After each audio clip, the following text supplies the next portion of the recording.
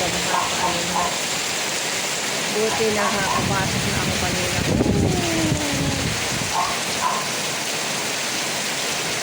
Aray, aray. Ay, naku po.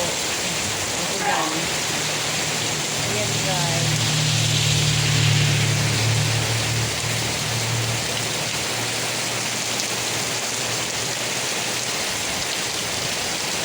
Wala. Ating ulan.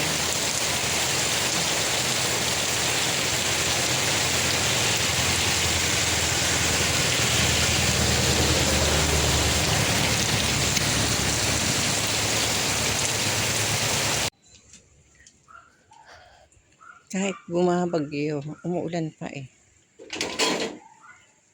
Ayan. Kahit umuulan pa. May nakita ako dito oh, sa akin na ampalaya. Pakita ko sa inyo. Natuwa naman. Ano natin?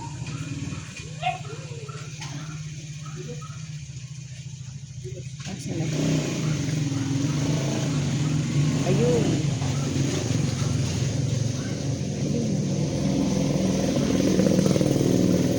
Ayun, may bunga ang aking ampalaya. Ayun.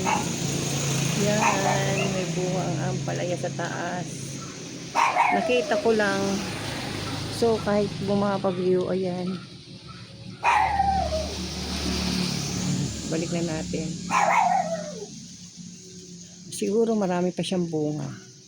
Pag ano na. Kasi green din yung ano eh. Yung atis. Ay, ang dami palang bunga. Ayan. Umuulan.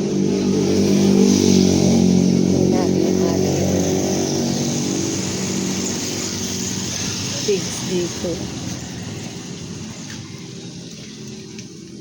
Ito. Nagtatanggalan yung bunga ng pig kasi umuulan. Yan yung nabili natin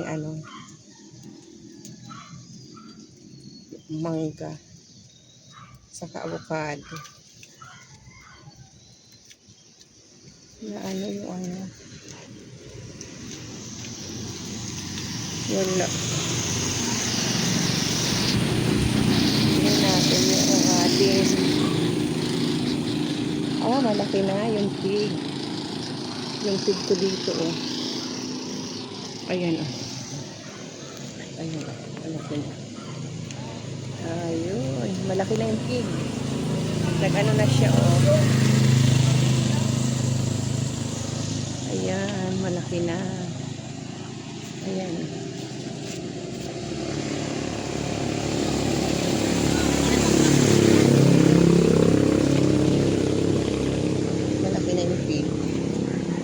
Ayan, dito lang sa harap yan ng bahay. May mga iba-iba pa rin akong taning guys. Maulang Biyernes pa rin po sa atin lahat. Yung semento din, pag matagal pa lang umuulan, tumatagas at tumatagas. Ayan. Malakas pa rin ang hangin. Nandito lang po ako sa rooftop. Kasi update lang ako. Titingin ako kung anong mailagay na o makukuha ng gulay. Tanong dito isa. Naghanap tayo ng magugulay ba natin. Kaso sa tingin ko wala pa. Wala kasi nadala ng hangin lahat. O ito, na kalbo na. Itong ating sitaw, ang pangit. Survive yung mga kalamansi natin. Ayan, survive sila. Yung mga papaya, survive din. Papalakihin ko lang yan. Dadalhin ko sa kabilang lupa na nabili natin. Aray ko. Dito, yung nasa baba, yung sa may atis, may ampalaya na. Dito, ang dami din bulaklak. Kaso, hindi ko makita yung bunga. Nung nakaraan nakakuha ako ng isa. Pero ito, makita. Dahil lakas ng hangin pa.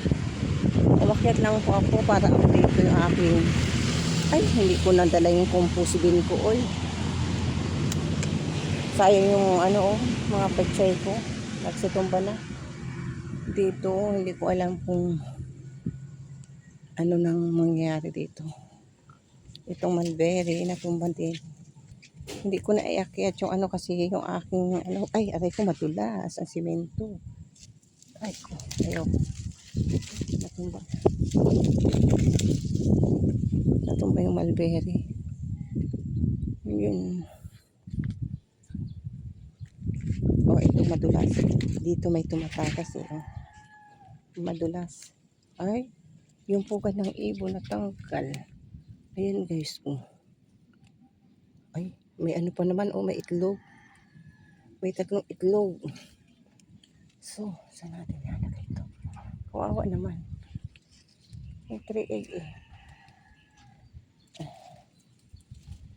Ay, may 3 itlog. Ayun. May 3 itlog ako nakikita. Ayun oh. Ay, 4. 4 na itlog. Ayun oh. Ayun guys. Oh. 4 na itlog.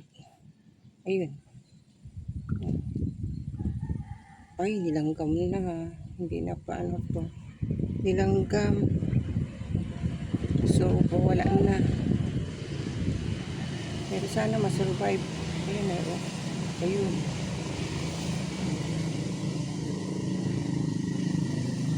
Ayan. Ayan. Paano ko ilalagay ito doon sa taas? Eh, nahulog man siya. Kawawa naman yung nanay. Ayan. Kung may pagkakapitan sana, kaso nahulog na. Teka lang, ayusin natin yung pugad. Kawawa naman.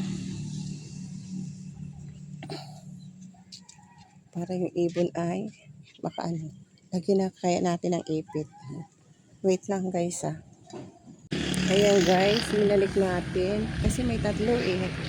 Ayan, nilagyan nga lang natin ng ipit. Tapos isiningit natin dito sa ano. Dito sa ano siya.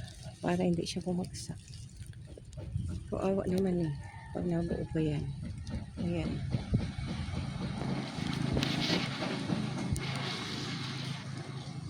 Ayan guys, inilagyan kong ipit.